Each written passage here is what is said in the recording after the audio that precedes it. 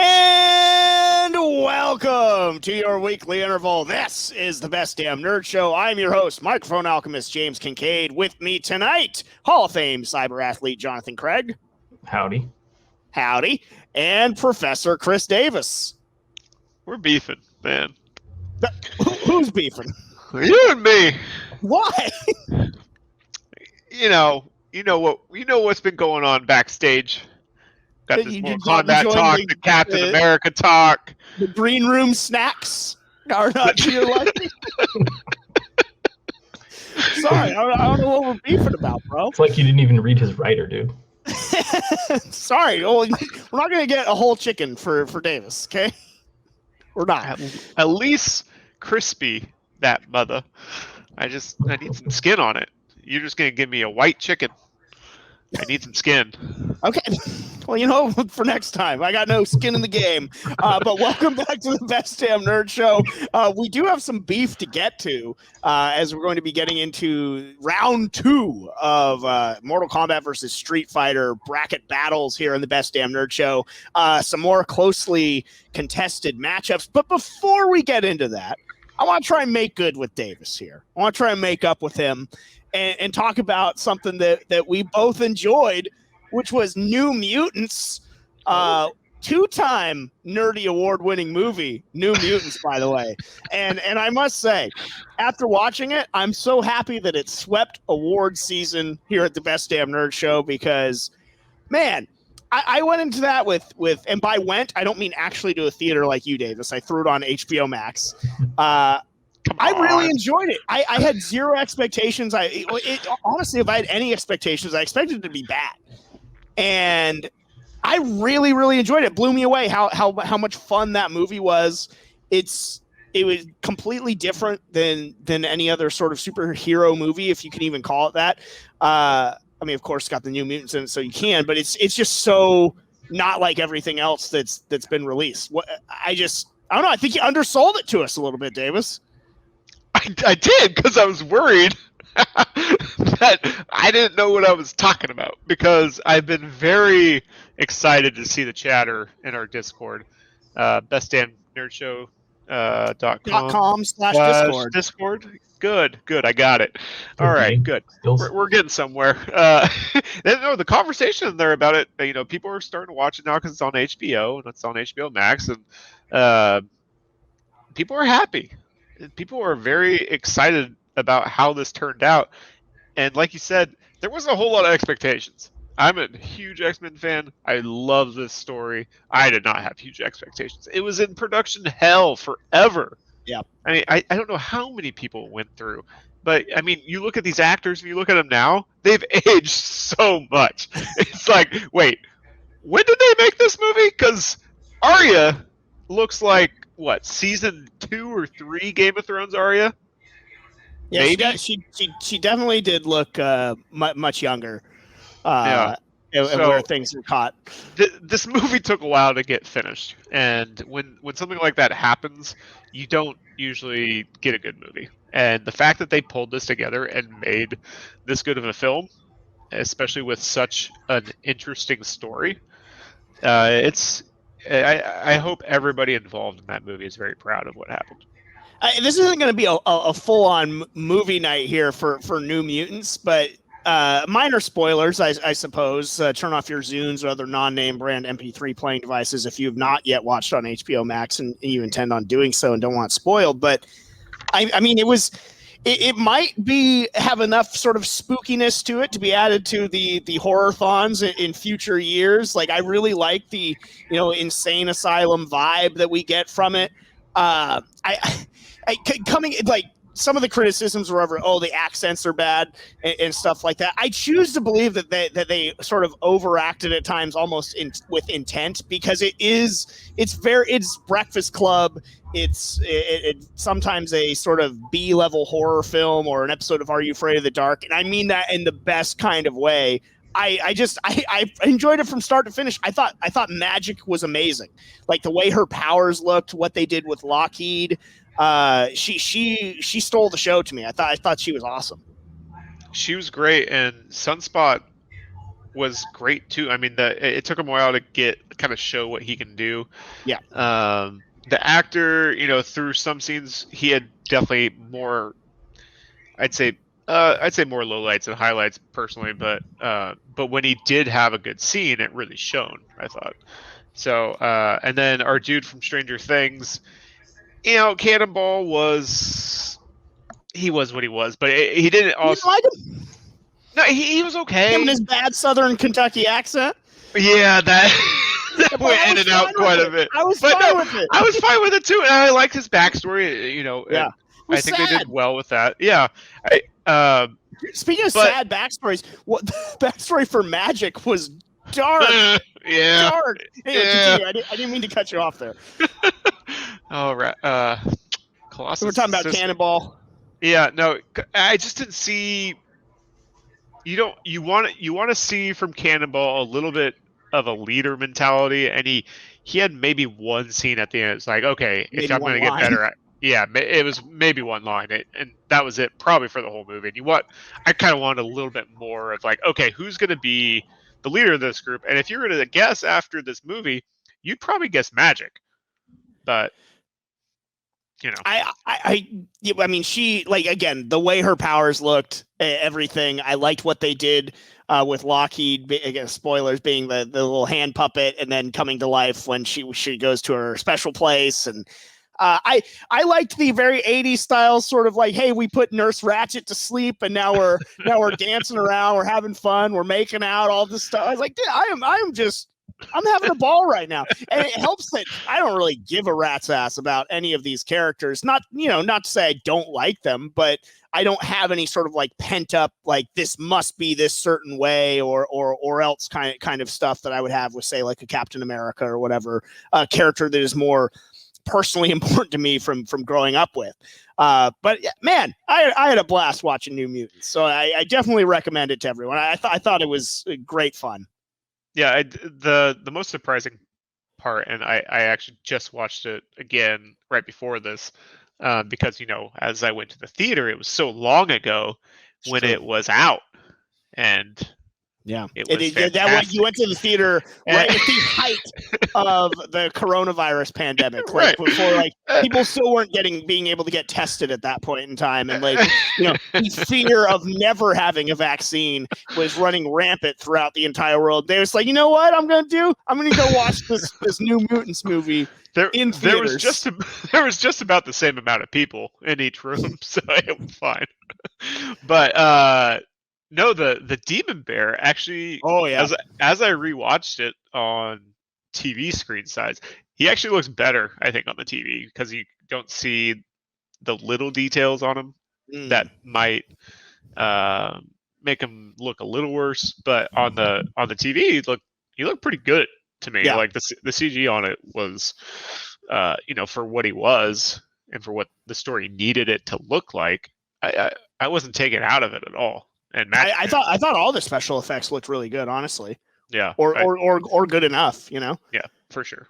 So yeah, do yourself a favor, Johnny Craig. Go watch New Mutants on HBO Max. It's and I don't want to see a sequel or anything like that. I know we got allusions to Mr. Sinister and all that. So I don't need a sequel. I was like, it's kind of like the old Looney Tunes thing with Daffy Duck drinking the potion that kills him. And he's like, did you like that trick? I can only do it once. And that's kind of how I feel about New Mutants. You can't really sort of recapture that magic, no pun intended, to do another one. I mean, you can use those characters again. Yeah. But I just don't know if you can really carry on the same way next time. It's good. This was probably Fox. I'm pretty sure it was Fox's last hurrah with the Mutants. I think this was the last release that they got that they own the rights to, and so they're not going to get a sequel unless Disney does it with the same characters. They don't have to use the same actors, but honestly, the actor choices were pretty good. I could care less about Moonstar, but that's a different story. Yeah, she was fine. She was very blah to me, but that's the character too to me. She's not going to be your favorite. So she was fine. I just had something for everybody in that movie, Yeah, it does. Yeah, Wolfsbane praying up a storm, and I was like, Yes, I can get into this. I knew Davis was furrowing his brow watching that. Too bad, Davis. It was hard because you like the actress so much, and then she starts praying. You're a real son of a bee. But I'll pray for you anyway. I really enjoyed it. But so we buried the lead there, so I could sneak in a sort of shoehorn a New Mutants quasi review. But let's get into it. Round 2 of the Mortal Kombat versus Street Fighter bracket battle. It didn't disappoint. Most of the matchups were really close the whole way. There were a couple exceptions to that. In fact, I think both the 1-4 matchups were the only blowouts in the tournament, really. Or there were, I think, 3 actually that come to mind. That could be sort of never were in doubt. Certainly not all of who I backed are moving on, and that's okay. And there is no sort of tampering or anything done like that with the votes. This has all been above board, and it's just the fact that you have to say that raises a lot of because questions. there's a lot of sort of things being hurled in my general direction, and I am not a member of the Illuminati. I don't even know who they are. If anyone's part of it, it's Davis, who's been given special powers by them to reseed this bracket as we go along. I don't even understand how that happened. I'm just a vessel. So I just want to make that clear. Jeff was talking some stuff in the Discord, again, bestdamnnerdshow.com/Discord, that was just wildly inaccurate about how this bracket came to be. So I need to make that very clear. You gotta hand it to the Illuminati though. They created a whole new channel for the polls. They did. There's just a whole channel just for the polls and the poll yes, Chat. They have that is admin very powers nice. in the Discord somehow. They're the Davis has admin power in the Discord, so follow the money. Follow the money. Also, I'd like to point out that when the conspiracy chat got changed to Illuminati, the conversation there just died. It's like we should change it back. No, it's fine. It's a good name. Anyway, so the Illuminati. You can't force stuff in there. You need a real story. Worked. We all agreed that it should be, and so did the Illuminati. All right, let's get to the matchups here. Liu Kang versus Johnny Cage. Liu Kang 1 seed versus Johnny Cage, the 4 seed. I really thought, at the very least, coming into this recording, that Johnny Cage and Liu Kang would be at least tied. Johnny Cage at various points had a vote lead on Liu Kang. This one went back and forth, and unfortunate. Well, I was back in Johnny Cage. I really thought that, but by 1 vote, it is Liu Kang moving on, the 1 seed for the Mortal Kombat Heroes. I mean, good for Johnny though. Must have been my vote. Taking Liu Kang to the limit though, so he performed very well for himself. Wasn't strong enough. So Liu Kang so surprising to me. Liu Kang moving on. Yeah, I just don't think Johnny Cage Liu Kang is like the classic archetype though. Right, but it's kind of interesting. It's kind of like a Once Upon a Time in Hollywood matchup. Yeah, it really is. Kind of is. All right, then we had the one that I probably cared the most about and knew that the result would not favor me. We got fake ass Sub-Zero taking on Scorpion. How is he fake, dude? Does ice come from his hands? Yes. No, he's real. Because it's not. What I should say is not fake ass, but not the original Sub-Zero. Kwai Liang or Kwai Leonard, Kwai Lang Sub-Zero, the one that decided to not wear a mask, and and in this day and age too, the ignorance of that. I bet he goes to the theater. Probably. Anyway, taking on. Dude, off topic, but I just got my first Pfizer shot, so as soon as I got home, I threw all my masks away. I'm so excited to just be mask free. That's how that works. I'm not sure that's how that works, John. I'm vaccinated. What do you mean? I think actually, if you spit in somebody's mouth, it actually gives them the vaccine.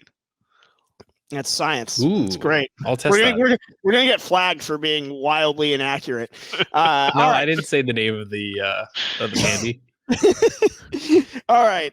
Sub-Zero 2 seed taking on Scorpion, the 3 seed. It was close, but no cigar for my guy Scorps. Sub-Zero moving on. Looking ahead, there is no longer the potential of the sub versus sub final, unfortunately, which bums me out. So far, I'm happy with the results. Look, I respect Scorpion's importance. I don't respect anyone who plays Scorpion in Mortal Kombat games because he's very annoying. The teleport thing is very annoying. The whole hook 'em, get over here thing is annoying. He's just an annoying character. Sub-Zero is just more wholesome, more fair, honest Sub-Zero character.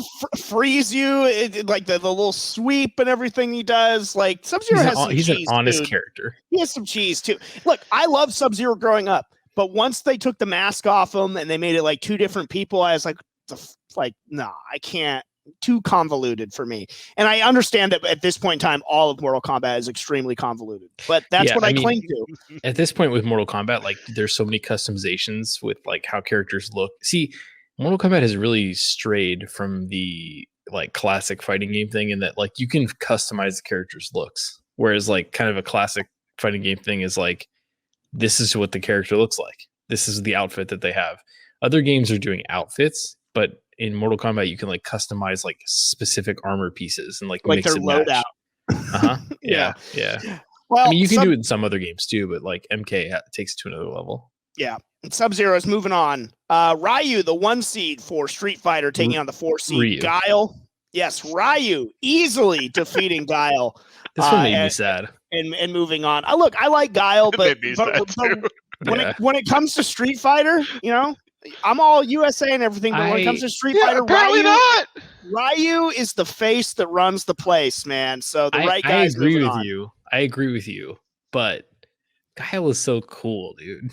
He's got the flat top. He combs his hair after the fight. I was trying to get like and again, bestdamnnerdshow.com/Discord. I was trying literally to get a U.S. soldier combing the hair. Yeah. Who did you? Oh, it shows us who you voted for on these. Yeah, I took seriously. Yeah, I voted for Ryu. You hate the troops. I want Ryu to win the whole thing. That's who I'm rooting for. You don't support the troops, James. I do support the troops, dude. Don't come at me, bro. What war did Guile even fight in, dude? Was he a part of NATO? Lame. Like, give me a break. He's part of the Natty Guard, dude. Dude, yeah, seriously. Don't talk about freaking guy. Pretty sure Guile's a draft dodger. Let's move on. All right. He's literally fighting on the airbase. Yeah, he's fighting like other people. Like what they don't show you is that after that happens, they throw him in the brig for disorderly conduct. Like he's not like fighting a war. Anyway, no, like I'm sorry. Those were villains trying to get on his base, and he subdued them. operatives, and he's fucking them sometimes. up. I love a sonic boom and a flash kick as much as the next guy, but Ryu was the right call, winning. I voted for Ryu as well. It's a tough person to vote against. Guile. Yeah, that's why I love this bracket, though. We've had some great matches. The 2 seed for Street Fighter, Ken, taking on the 3 seed Chun-Li. This was not close. Chun-Li had fun with Ken and just hit him right out of the out of the old tournament there. I'll be honest. I always thought Ken was a stupid character. I always rolled with Ryu. Like Ken to me, maybe it's because I'm a little brother that like Ken felt like a character's like, oh, here you go, you can be Ryu. It's like I don't want to be Ryu. I mean the real one. So it's like I always just kind of looked at him. I mean, he's a cool character in his own right. His story's great. Yeah, but they've differentiated him enough over the versions of the game where like now he is his own Shoto character, but like he's just not as cool as Ryu, and definitely not as cool as like Akuma and some of the other like Fireball characters either. Like he's just years later when I finally actually gave Ken a try and beat Street Fighter 2 with him, and his ending's awesome. He's got like chicks and stuff around him and everything. It's like I undersold him a little bit. But. Do you guys remember was my boy? Ken was. Do you guys remember when we were doing the even show? You called him Ryu because he's just blonde Ryu. When we were doing the show in college, we had the idea to do a segment called like washed up Ken or retired Ken or whatever. Yeah. The whole concept was like we should still do that. The whole concept was like it had been so long since the Street Fighter game came out that like Ken had nothing going on in his life. We were gonna have Davis be like this old, like washed up, drunk, retired Ken, like balding, just sad. Like Cobra Kai essentially stole our gimmick, dude. Yeah, no one to fight. He has like stains on his gi and shit. We should still do that. We should do that, man. We'll put a pin in that for and workshop that out. So stay tuned for that. That's good. But Ken, unfortunately, not moving on in this tournament. Now to the villain side, the 1 seed Shao Kahn taking on the Cinderella boy from round 1, Quan Chi, the 4 seed, with a great come from behind victory in the first round. It was not to be here in the second round for old Quan Chi. First of all, I love the the emoji that we got for him, which is him just falling down dead. But it was exciting because for the longest time he only had 1 vote, and that 1 vote was literally just me. So people would know how you could just click on it to add votes. And I was looking forward to when I actually made my votes to clicking off of it, so he would be a historic first ever goose egg. But he actually made a little bit of a run. He got a few votes, so I left mine there for him. You know, I was by the end I was rooting for him to pull off another upset, but not meant to be. No surprise there. Shao Kahn moving on. Yeah, he got bodied just like Ken did. Yeah, it was rough for him. Oh man, that was the same vote total. That was yikes. We do have a minor upset though. 2 seed Shang Tsung taking on the 3 seed Goro. I don't get defeated this one. the great Kung Lao. I don't get it, though. And he defeated Shang Tsung. It's so dumb. Shang Tsung, dude. He can turn into anybody. He's literally his master, isn't he? Yeah, and he can turn into Goro. If you guys miss Goro, well, he turned into guess what? Quan Chi because they're both losers. Shang Tsung not in this tournament anymore. It's absurd. Hey, listeners, learn something. Be better. Easy, Bill O'Reilly. Educate yourself. Shang Tsung is gone by a single vote. It was tough. Now we have a tie to break here. Oh, this is tough too. As we get to 2 seed Akuma versus Should we do it 3 last? seed Sagat. Yeah, let's do it last. Okay, well, fine. We'll save it for last. All right, 4 seed Vega and Real Sub-Zero Noob Saibot. For the longest time, it was looking like Noob was going to get by Vega. Vega had a surge. A sexy Spaniard is moving on. The roses are still coming down for Vega. What's up, Davis? I was so close to getting work for life because he was only a couple rounds away to a Final Four. And if you pick someone like that low of a seed in the Final Four, you get hired somewhere. You're going to be somebody. And but your bracket's busted. Now I gotta stick. Now I gotta stick with you guys. Washed up Ken.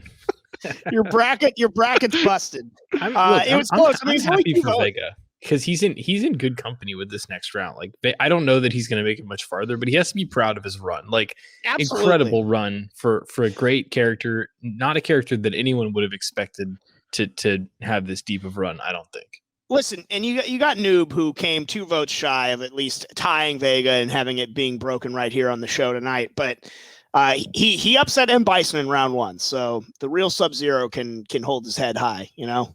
So that's what I gotta say about that. Now we will get to it. The 2 and the 3 seed Akuma and Sagat deadlocked, and so now our illustrious panel joining us here on the show will determine who will move on into the next round. So much pressure. Davis. Oh gosh, this is a tough one, let's dude. start with you on that note. Who are you casting your vote for, Davis? Akuma or Sagat?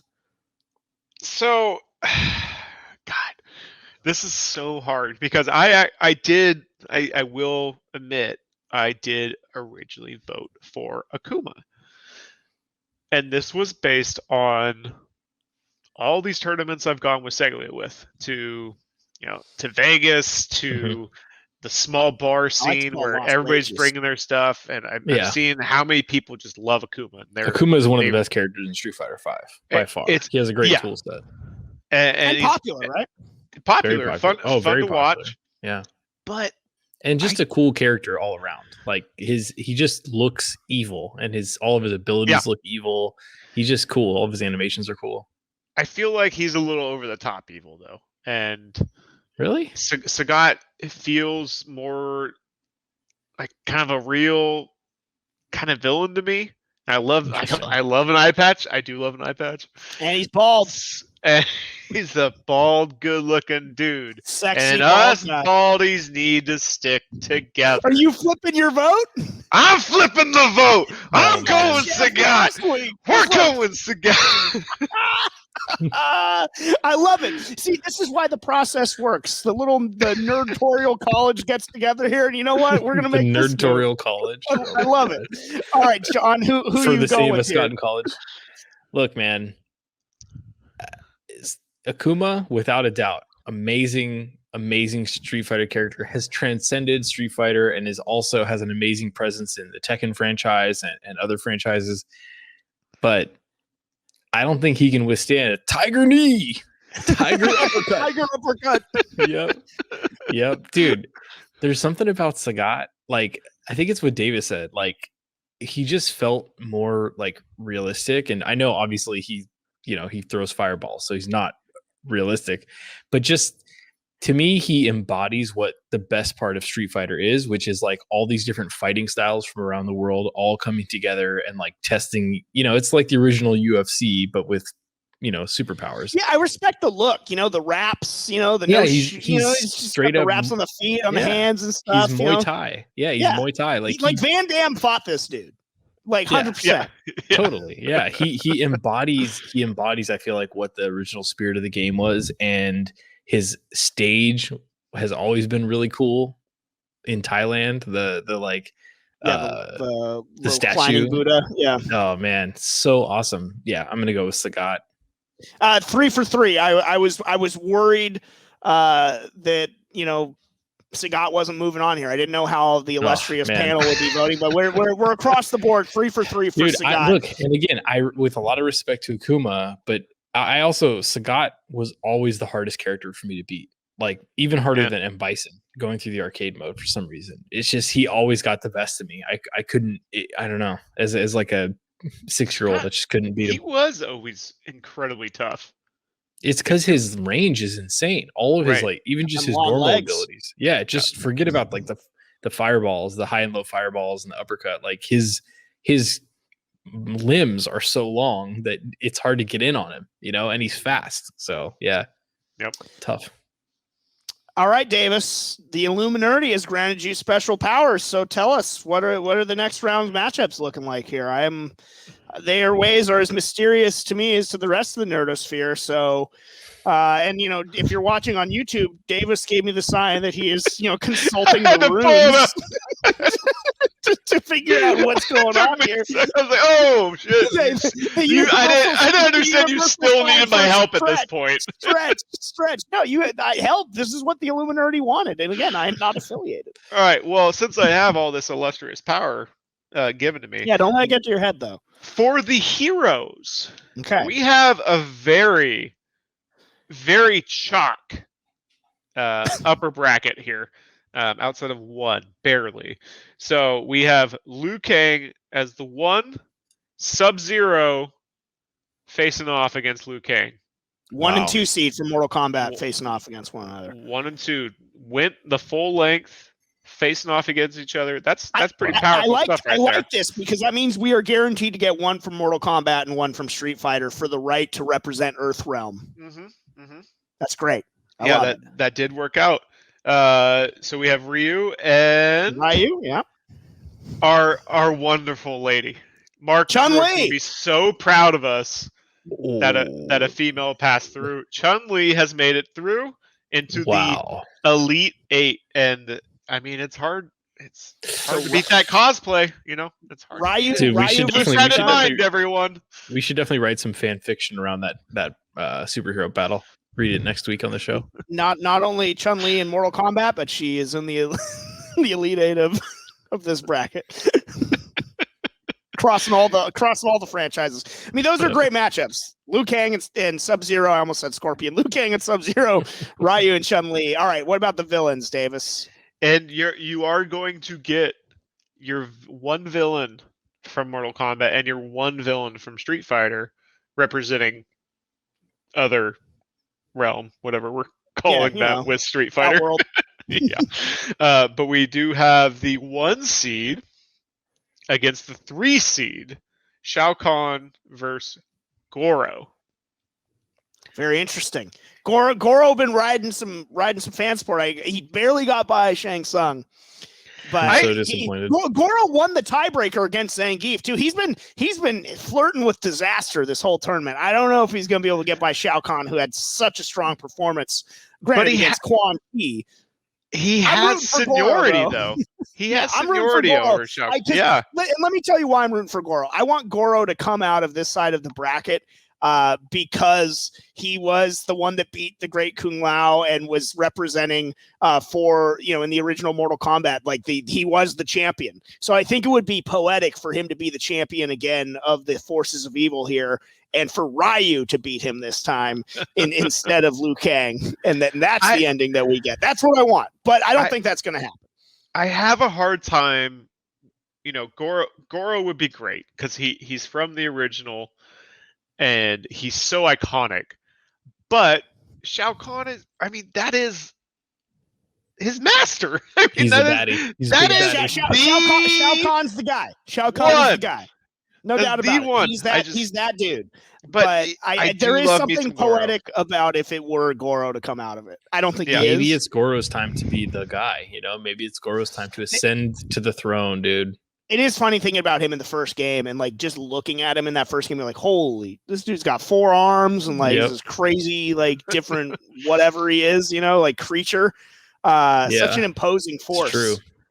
All right, but also looking at Shao Kahn in the background of the stages too. Absolutely, and being like, "Oh wow, this guy he's not even fighting." That's how top shit he is.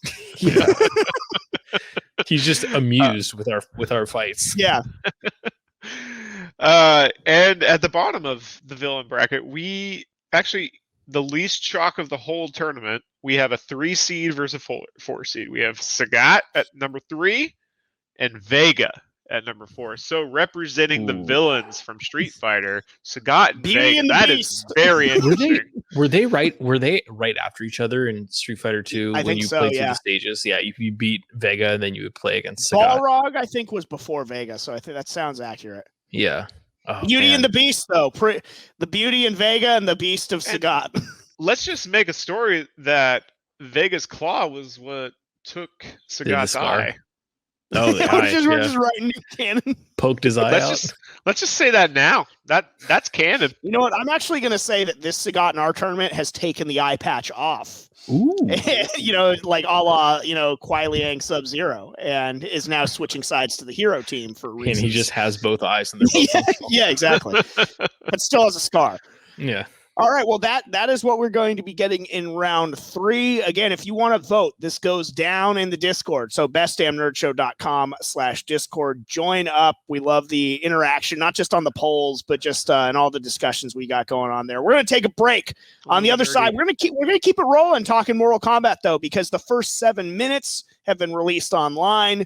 And there's been some sort of interesting news about one of the writers of Mortal Kombat talking about this new character in Mortal Kombat. On the other side, on the Best Damn Nerd Show. Welcome back to the Best Damn Nerd Show. James Kincaid, John Craig, Chris Davis here with you. And we're going to keep it rolling here with the Mortal Kombat train. Now, by the time you're hearing this episode, unless HBO Max, has at the last minute, the 11th hour, moves Mortal Kombat back again, it Don't should put be on anything HBO past Max. Sarnoff, dude. Yeah, can't put anything past the Wicked Witch of WB. She's like, oh, you guys Sarnoff. like that? You're interested in that? Canceled. Yeah. So #restore the Scorpion verse for Mortal Kombat. He's gone, dude. He's I been guess eliminated. more of the Johnny Cage verse since he's not in this movie. But we're gonna keep it rolling here with Mortal Kombat. I'm very excited to watch the movie. There will be a movie night about the new one forthcoming. I'm very excited to talk about that with y'all, and I love that we got this bracket going on at the same time. Go ahead, Davis. Do we have a separate movie night for those that see in theaters and those that see it at home? So you just want like a solo episode? Yeah. Yeah, I mean, you can talk during the movie, I guess, Davis. Just record yourself talking, and then I guess just put it out on Discord and see if see what happens. Live reaction YouTube video, John. That's what you want. So yeah. Check us out on YouTube. How do people find us on YouTube, John? YouTube.com/thebdns. There it is. See, look at that. Yep. Check out our Patreon. Patreon.com. Or no, bestdamnnerdshow.com/Patreon. Mm-hmm. Mm-hmm. Yeah. All right, plugging our stuff, but we're gonna keep it rolling with the Mortal Kombat. The first 7 minutes of the movie was released ahead of time to get this sort of hype train rolling, and I was sort of on the fence about whether I should watch it or go in completely fresh. And look, I'm looking forward to watching Mortal Kombat. I have cautious feelings about it because of certain things that we're going to talk about later on in this segment. The lack of Johnny Cage, the addition of this new character that we don't really need, why that could have been Johnny Cage instead of this new character. But we'll get into that. That being said, watching this first 7 minutes was badass, dude. Like it was cool. And it's probably, look, there's a reason why they released it. They wanted people to have, the warm and fuzzies and like, oh my God, this is amazing. So like mission accomplished, good job, because it was a really cool clip that they showed of Scorpion and Sub-Zero facing off essentially, Lin Kuei coming to kill Scorpion's family, just like you've seen it done up a couple of times before. What did you think of it, Davis? Yeah, going all the way back to the 1600s. And that means we got a lot of history behind this, which is great. Let's get the lore going between these two, because it is key. I mean, that's why we like Mortal Kombat so much, is because there is story. There is a reason behind this tournament. There's a reason behind these characters. There's a reason behind their feuds. And this is a great start. I love that they're going to focus on these two. And we'll see how much they do it throughout the movie, but at least we have a great start. I mean, the fight sequence in this movie, in this first 7 minutes, is great. You get the origin of Sub-Zero's or Scorpion's James. The kunai.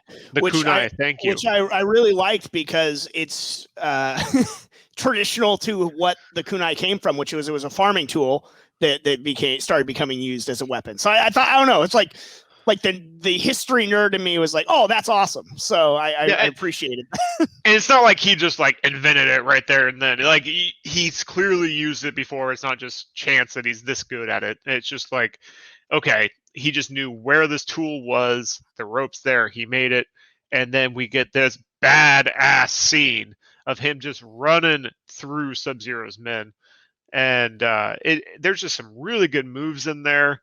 It's very well choreographed, and I'm just very excited. Just from that start, if they're choreographing it this well, that just bodes well for the fatalities, the fight scenes, all that good stuff. Yeah, the first dude that Scorpion really massively pulled with the kunai, like smashed him, like brained him onto the ground, was so awesome. They used the best move in the first fight scene. Like there's 4 dudes coming at him, took out 2 real quick with a little whip around, and then the last dude of the 4 just, that move he used, that was the best one he did the whole time. Love the actor that they got for Scorpion as well. I know him very affectionately from The Last Samurai. Friend of the show? No, was he the samurai or?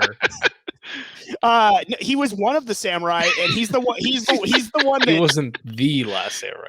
He beat Tom Cruise's ass in my favorite scene of the movie. Though it's like the rain's coming down, and they have these practice swords that they're using, and to me it's a very powerful scene, and he's just such a total badass in it. So that movie is that movie's like peak America, dude.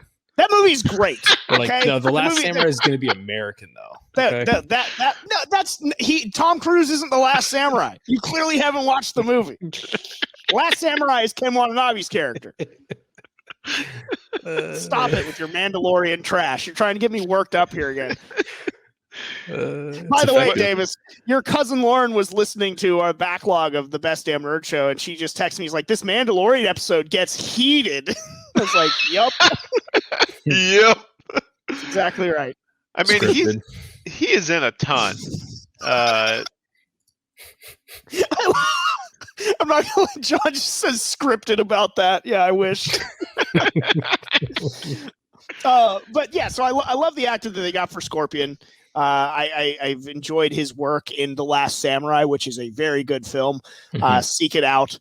But the one thing I didn't like is we got Sub-Zero. We're going no mask subs here to start us off, even though he already has his ice powers and everything. Spoiler alert, everybody. Nah, give me the mask. Don't make the same mistakes that the video game did. But yeah, I am interested to see how he already has his powers, if they're even going to address that. I just want to know where this is all kind of stemming from, which is great. Like it has me intrigued on what they're gonna do with this, and that's fantastic. But do they? I don't think they have time to explain where everyone gets their powers from. I mean, for God's sake, there's going to be like a life-size lizard running around kicking people's ass. Like, I don't think they can get into all that. You know what I mean? Like, what are they going to explain everything, dude? I think it could potentially be connected to the birthmark symbol of what they're going to be talking about and how it's ingrained in some individuals and what that might do to like their inner soul or inner self. I don't know. That's fair. Yeah. It could be something as simple as that, and that's fine. But I hope it's something better. But we'll see. It was a very cool clip to lead off with, though, to release, because it got all the sort of negative stuff. This one, like, it made me forget about it for a few minutes. I was like, dude, I'm hyped to watch this. And then, you know, everything comes out as it does. And now we're going to talk about exactly what the negatives are, which is this character of Cole Young, who is a new character in lieu of and not Kang, but in lieu of, you know, having Johnny Cage being a major player in this. We're getting the character of Cole Young, and the writer Greg Russo has said that Cole Young was a studio mandated addition. It was not his idea to have this new protagonist in Mortal Kombat. In fact, he said in an interview, the new protagonist was an idea loaded in prior to my involvement. I inherited a script in 2016, and that had the new protagonist in it. But it had no tie to the mythology of Mortal Kombat. I thought, if we're going to do it, I wanted to make sure we do it right and that this character fits into the mythology in an organic way. So there's some stuff to unpack there with that. For the first and foremost is that why the writer's even going out publicly and saying these things is a horrible sign. Like, he's already trying to distance himself from this character. It's like when you're playing games online and you start going like, is anyone else lagging? Like when you know you're about to get your ass whooped, you're like, yeah, I'm feeling a little lag on my end. Hey, how are you guys feeling? 100%. Like, preload your excuses for why you're going to get your ass whooped.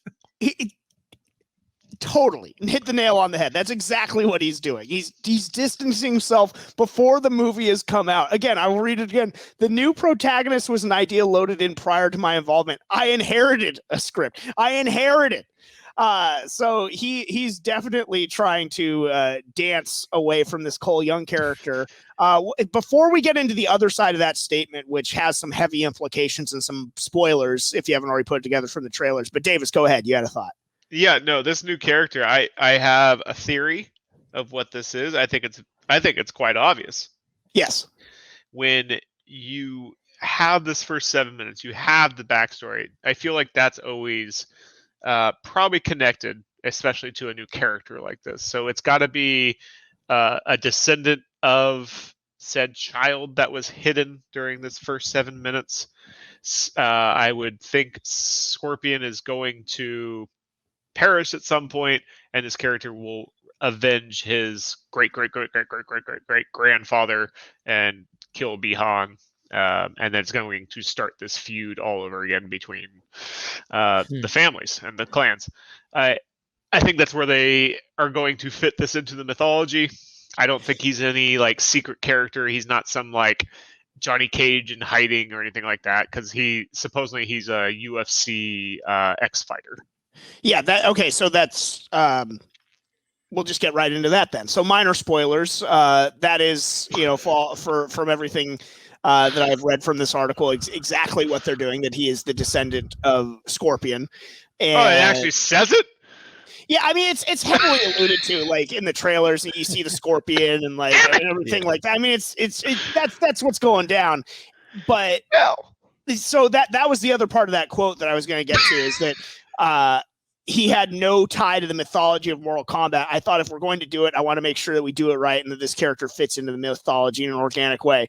So he's inheriting a protagonist that he's trying to distance himself from, but he also tied it to the lore of Mortal Kombat, which seems just like doubling down on an awful decision. Because what is he Mortal supposed to Kombat, do? Write a bad movie? No. But Mortal Kombat has a way about it that if like a character's not popular, you could just see him getting killed by Shao Kahn or whatever, or like whatever you want in the next one. If they could make it, he could just get fatalitized. Maybe he in does the sequel, and the fans would love it, and they would. Well, if he's going to become Scorpion, he probably will, but he'll be back. But it's just an interesting sort of doubling down to tie him to who the creators of Mortal Kombat really say is the face of the franchise, which is Scorpion. That's their words, not mine.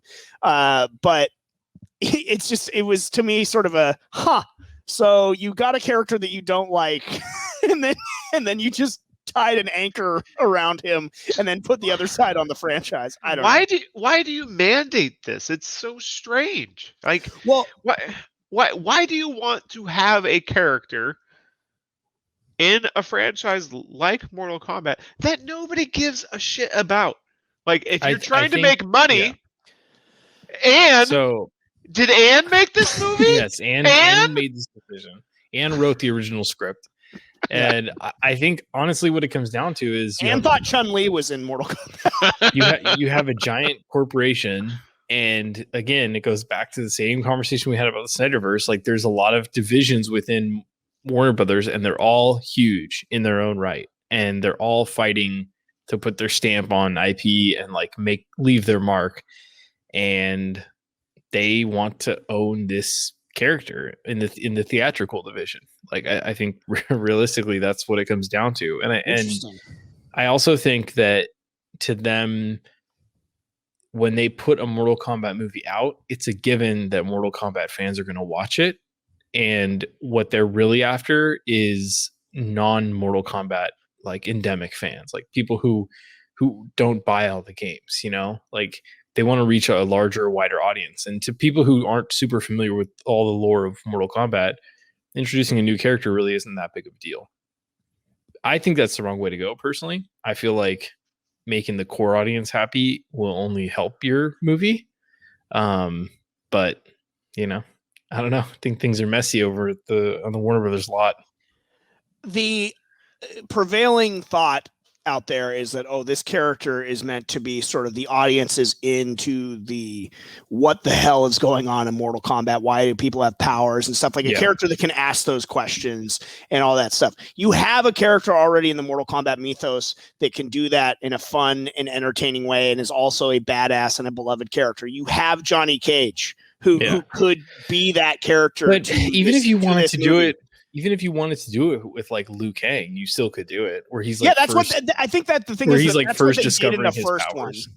Yeah, that's what they did in the one in the 90s or whatever. Is sort of I think the thought on why they're not doing that again here, maybe. But you could do it with Johnny Cage, and it would be great. It would probably be appropriately funny, and he'd still be cool. I don't know.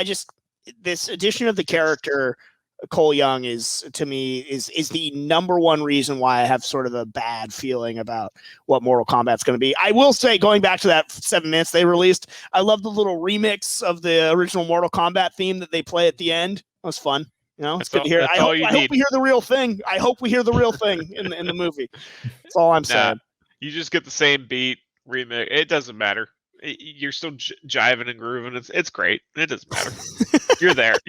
You're in the field. So overall, I am cautiously almost optimistic about this movie. That clip was good. I mean, if anything, I think it's going to be fun. I think you're going to get. I think we're going to get some great fatalities. I mean, we got Liu Kang's dragon in the trailer. Sweet. Yeah. We got.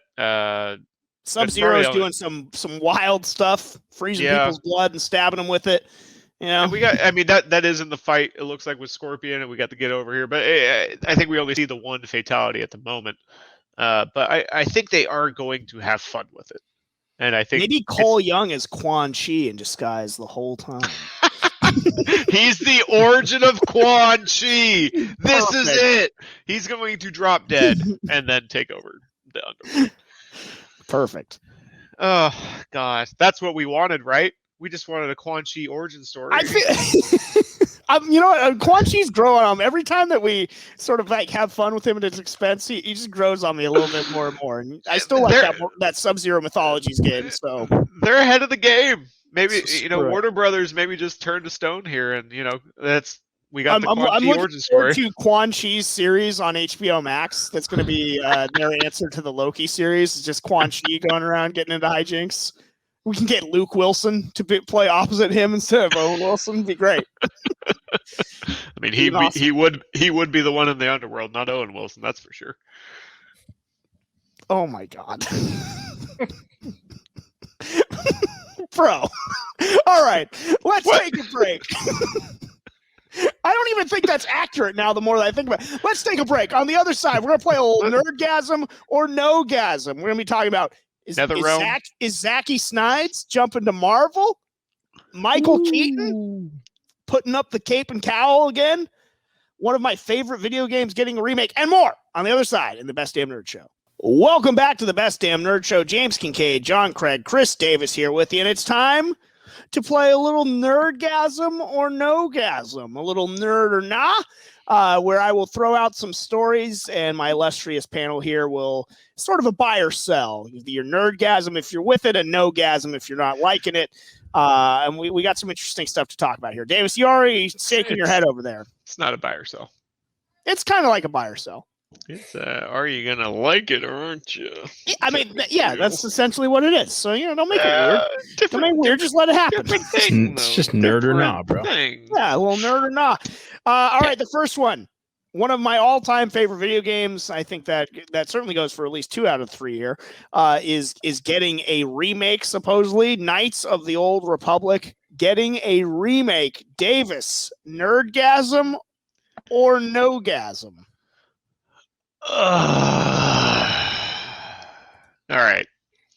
I don't know what to I this Could is one of my either favorite is really one of my favorite games of all time.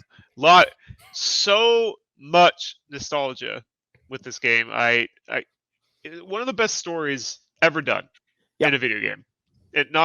Some of the best characters, the best backstory for Star Wars, and the best universe there is, hands down. I'm gonna go no. I'm gonna go nah. No Nerdgasm. I think it just needs to stay as it is. I don't need it in a new format. It was what it was, which was great. One of the great all-time plot twist reveals too. Spoiler alert for anyone out there. Should we say it? Yeah, I think everybody knows. Everybody knows. Like the big plot twist, the big moment of the game is when it is revealed to the player character that you are Revan, which is the big bad that you're chasing after, and like everybody's talking about Revan and stuff like that. It turns out that you're Revan that has had his mind wiped and sort of reprogrammed, and just the reveal especially for the time that it came out was so well done. But John, what say you, Nerdgasm or No-gasm on remaking Knights of the Old Republic? Everyone who listens to our show knows I'm a huge fan of old Star Wars, classic, old, vintage, pure, unadulterated Star Wars. The only thing I feel like you're making fun of me right now. The only thing I like more, no, I'm not. The only thing I like more than old Star Wars is new, improved, there it is, better graphics, better storylines. I'm minusing so many points from John right now. Great upgrades to Star Wars. Here's where I'm at, man. The old KOTOR game exists, although thanks to certain consoles that we will not name, at a certain point it will be phased out. It will not be available to play because you're not allowed to play old games on new consoles anymore. Is Xbox doing that? I don't think Xbox is, but PlayStation definitely is. They threaten people and then go back on their word. But eventually, old games will get phased out on some of these consoles. But I do think the emulator community will always be there. The emulator community will always support it, and I also think Steam will open the doors for certain things too. So, but yeah, look.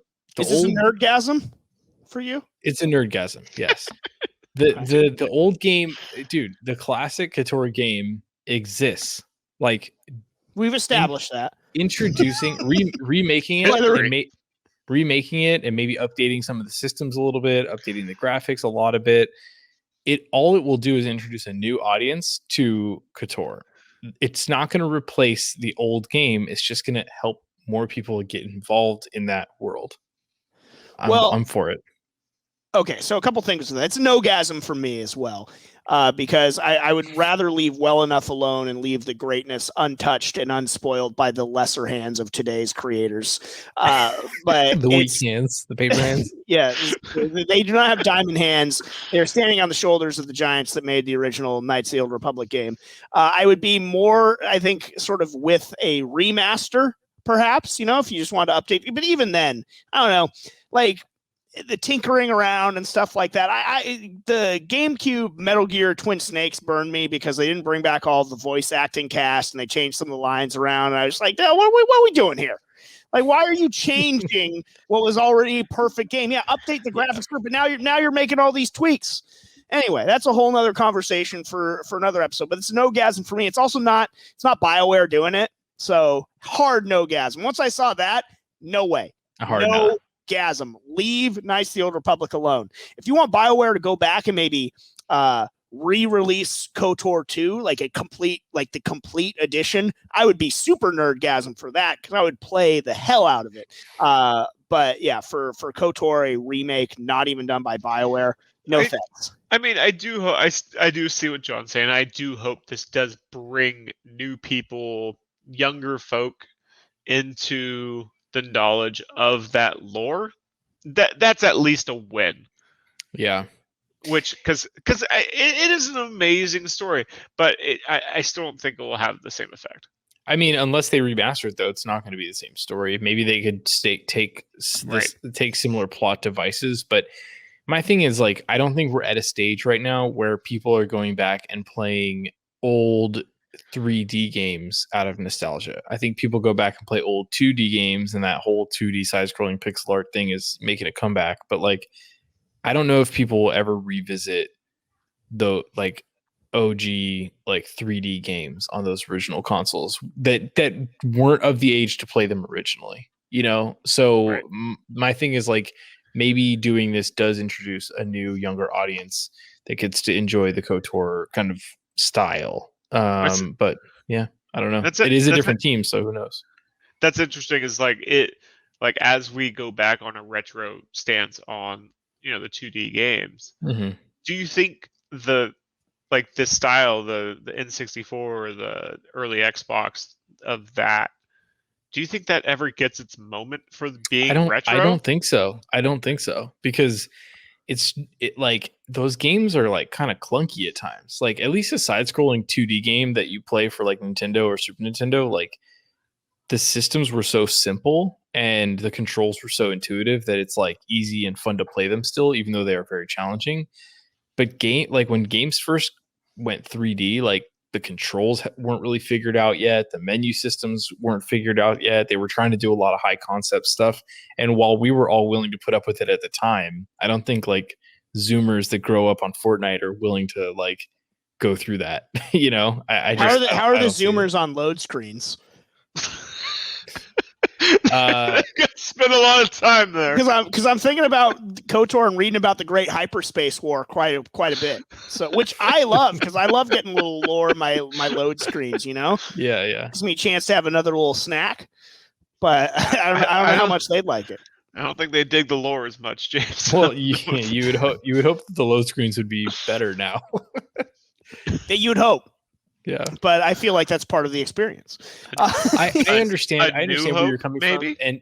And James, like I know we've argued about Star Wars in the past. I don't think right now is the time for it. Can't recall. I do understand the fear and I respect it. Like I don't think it's a good idea to go back and ruin old classics. And maybe part of that is because like some of the Blizzard remasters have been horrendous and have left a sour taste in my mouth. I don't know. Didn't they remaster GoldenEye? I think that was planned. I don't think anyone ever finished that. Though. Okay, because it's like if they did, I never hear anything about it. So and that again, like that's what I'm saying. Like those original games, like I don't think you can really remaster an N64 game. Like you would have to completely change it. Yeah. Because the N64, I don't know. Maybe this is getting into a whole new debate. I'm gonna get roasted on Discord, but like the bestdamnnerdshow.com/Discord. Controls were not that intuitive on N64 games. I mean, I think the controller itself wasn't very intuitive. Yeah. Yeah. So, I mean, that was the most least intuitive controller there's ever been. Yeah. Yeah. It was so odd. I didn't mind. I like the N64 controller. I'm not saying I didn't like it because we grew up on it. Yeah. But you go back and try to play that now? Yeah. Good luck. That's the Good problem luck. When you go back. It's better than the GameCube one. That's for sure. No. The GameCube one was just like a standard controller. Yeah, no, it's very regular. Might have set the standard. The only way to get weirder than the N64 controllers is when you go way back and you start getting those weird ones that look like a gun and have the wheel on the side of them that you have to turn. I'm sure Mark knows exactly what I'm talking about because he owned a bunch of those weird consoles. All right, let's move on. We got two no-gasms. We master those. One nerdgasm for the KOTOR remake. Reportedly, Marvel Studios interested in nabbing Zack Snyder, the hottest name in the comic film universe. Zack Snyder being eyed by Marvel Studios. Sounds like a great idea. And then I finish the headline for Ghost Rider. Nerdgasm or no-gasm? Zack Snyder jumping to Marvel for Ghost Rider. John? Look, man, if you know anything about me, you know that I love watching fucking flaming skulls riding motorcycles in slow motion. That being said, I have absolutely no interest in seeing Zack Snyder take a stab at Ghost Rider. I'm going no-gasm. Do you have an interest in seeing another Ghost Rider movie, period? No. Why would you see? Here's where I come in. I say yes. I would like Nick Cage to be able to finish his work and restore that universe. Restore the Nick Cage-verse. Yeah. I say why tamper with a classic? Now I'm turning into James. Dude, they released perfection with Nick Cage. Why would they go back and do anything that would compromise that?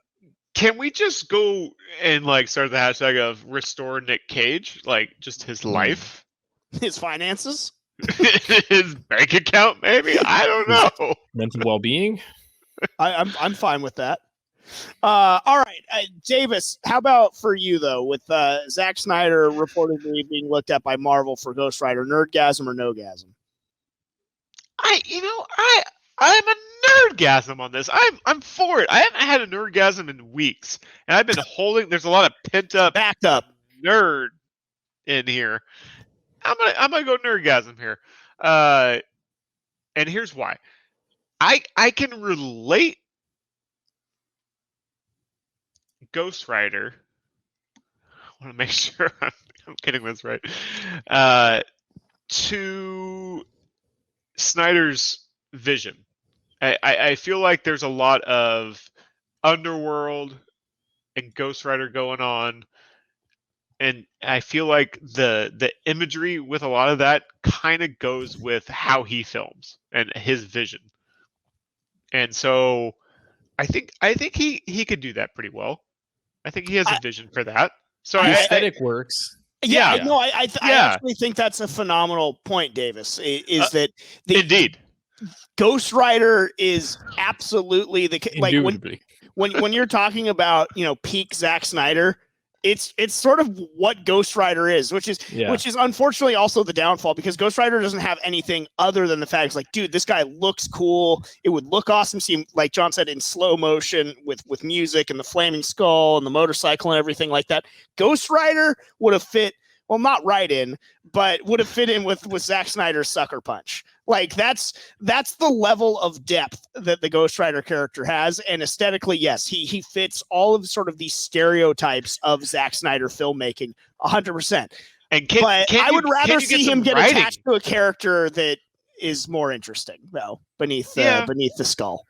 Yeah, I think if he can get a good writer behind it, then I think there's a lot of potential for that film. It's obviously Keanu.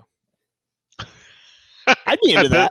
They play Ghost Rider? At this point, why not? I'm in. Dude, what a coup Now? for Marvel to get Zack Snyder #restore the Snyderverse and Keanu, the darlings, dude. What 100% in. I mean, duo.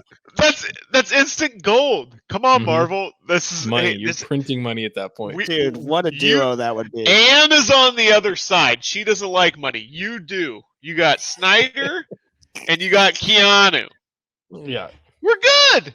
You're gonna make money. Good job. Way to go. I'm going no-gasm, but Davis, that's a great point about in terms of the aesthetics of the character fitting right in with the stereotypes of Snyder. Get me in the studio. I'm still salty at you though for when we went to see the second Ghost Rider movie at midnight and you just fell asleep. Do you blame me? You watched it? Yes, I do. I watched it. I went with 3 people and 2 of them fell asleep. And I was trying to have a good time. And yes, the movie was awful, but I was not able to have the fun with it that I wanted to because you bailed on me, bro. Was that a double feature that night? Did we sneak in? No, we paid. That was straight up. I just fell asleep. We paid for that. We paid for that movie. So yikes! Yeah. We paid for that movie. Yeah. I feel bad about that. Well, I don't. I don't feel bad. All right, finally. Minus puntos for Davis. Yeah, all of the minus points for Davis, but you did very well for the KOTOR thing. All right. Good. Here's your headline. Michael Keaton officially to reprise his Batman role in the Flash movie. Nerdgasm or no-gasm, Davis? I feel like I might go against what I said the other week. Because we kind of did something. I feel like you're trying to trap me here. Because this is just a cameo. No trap. This is a nerd or not, bro. There's nothing. No, you know what you're doing. It's like, is he consistent? Is he not? I see what you're doing here. Okay. I'm going. #Luminardi. I'm going nerdgasm. I'm going full on nerdgasm because this is not a Michael Keaton Batman full movie. This is a cameo. This is him being old and grumpy. This is exactly what I was talking about the other week. That I'm fine with. I'm happy about. If you want, this is what the multiverse is all about, and how you can make it great.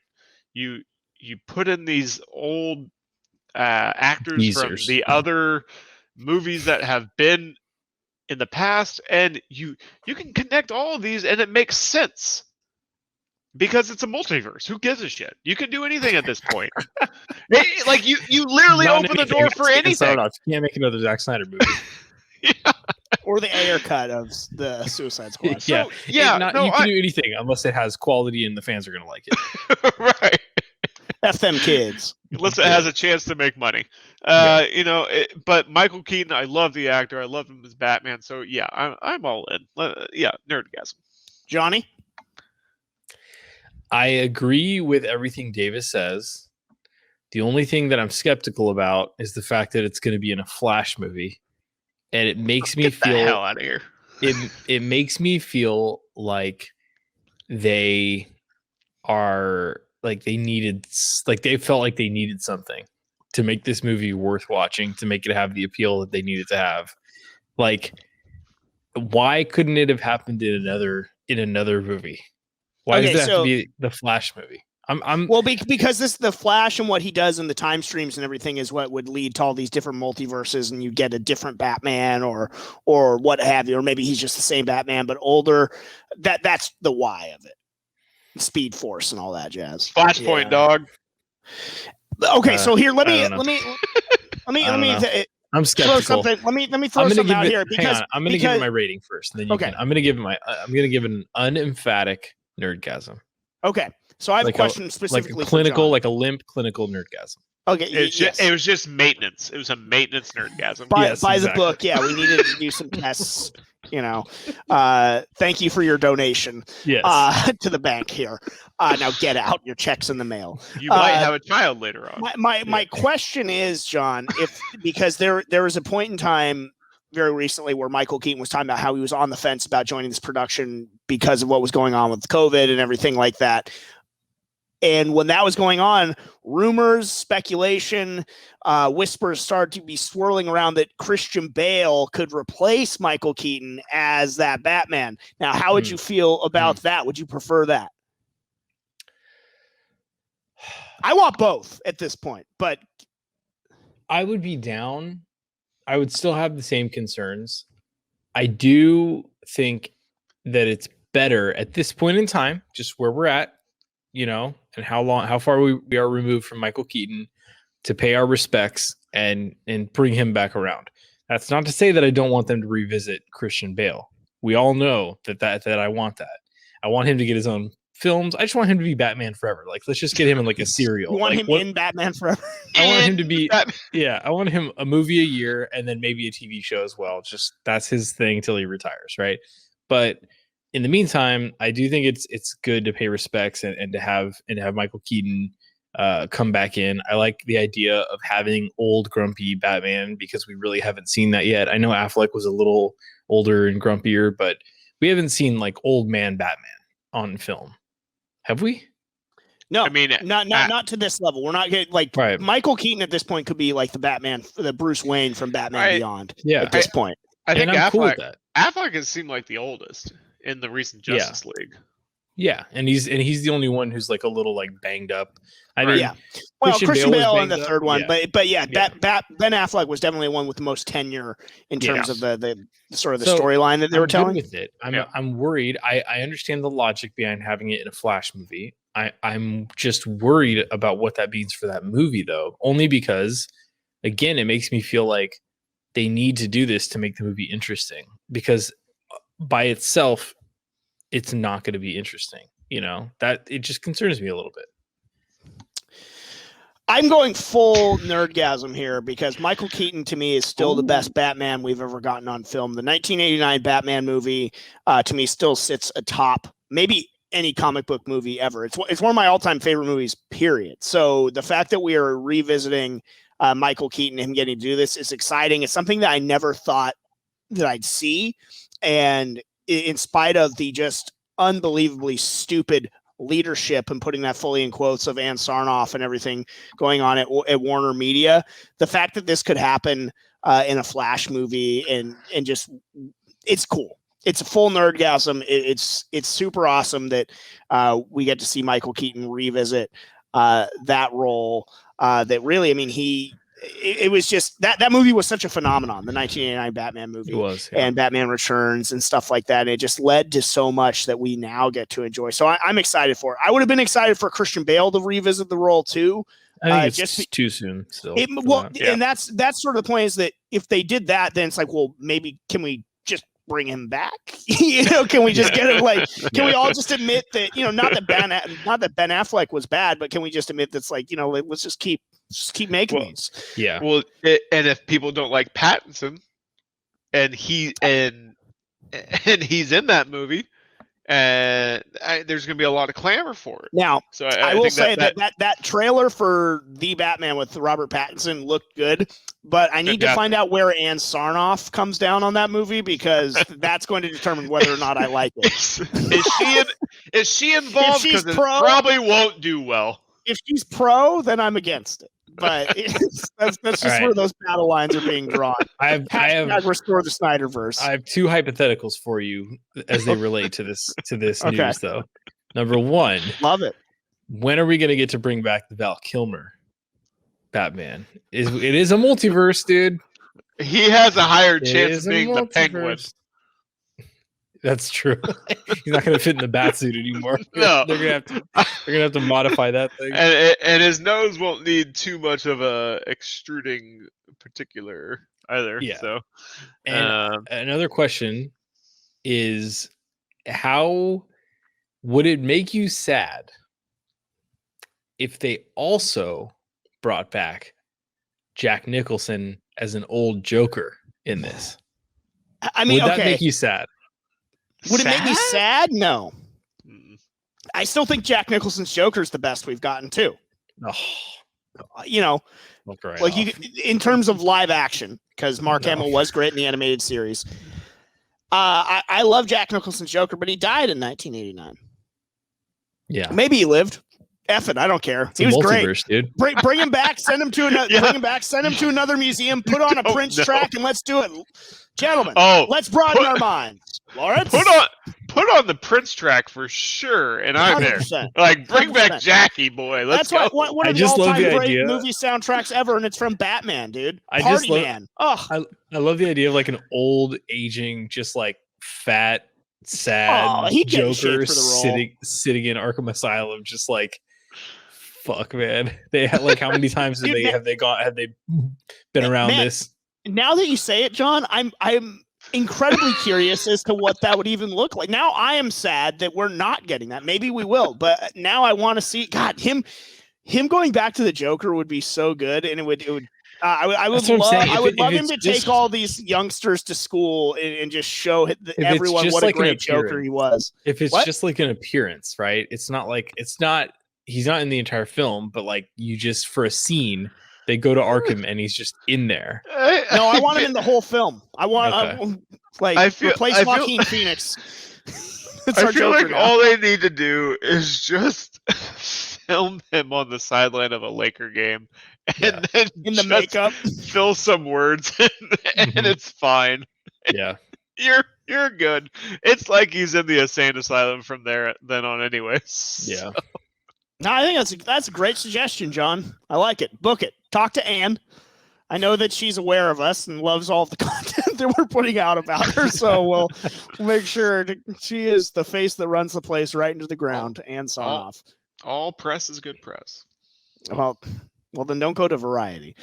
Anyway, that's we've run a little long here on Nerdgasm and Ogasm and on the show in general. So we're going to wrap things up. However, Davis and I have been talking behind the scenes along with everyone else. No, not the Illuminati, but wanting to get me to stream a certain video game. Emily is Away 3 that has come out, and my schedule's been crazy busy. But I do believe that this upcoming week, you're hearing this episode, a Patreon on Sunday, Monday, wide release. So this week, if you're listening to it, I will be streaming Emily is Away 3. We will lock down a day and throw it in the Discord for you all. I believe it'll probably be Wednesday or Thursday of this week is what it's looking like. I'm very excited. It's going to be a clean playthrough. My live, genuine reactions. I'll pick up a case of White Claw. And or whatever. This is Mike's Hard Lemonade. Actually, I think do they still sell that? They do. It does. I think. I feel like I got to go in the retro machine too and pick up what I first started drinking. So I think that's what I got to go with. Troublesome. I'll get a giant plastic jug of Pop Off vodka. Yeah, it is troubling, but it's better that he does it live on the channel with plenty of friends around to help him through the hard time. John, I will need you to help me set up the stream too. Yeah. So we'll need to. I think we should do it to. I think we should try doing it to YouTube. Okay. This time. I'm down for whatever you guys want to do, but it's going to be me playing Emily is Away. 3. Yeah, I mean, I could, as a preamble, I could play the first 2 to get me sort of revved up for it. That's a lot of Emily is Away, though. It's a lot. And full disclosure, I do all the reading. Okay, so I'm going to be reading everybody's bio and all the lot of lore. So I'm not going to be a speed. There's going to be a lot of detail too. Yeah, it's not a speed run. Okay. Here's a tip for you watchers. Grab a bottle, not like get a your beer popcorn bottle, ready. like a fifth. You're gonna need it. It's gonna be a while. We're gonna be there. We're gonna by the end, it's a journey that we're all gonna take together. It probably won't end well for the player character. But it's going to be a lot of fun. I am looking forward to it to see what this one. I really do want to get the creator on the show to talk to him about it, what the future of the series is after that. So we'll see if we can make that happen as well. But that's going to do it for this edition of the Best Damn Nerd Show. Have a great week, everyone. And remember, if you're a nerd, always say it loud and say it proud.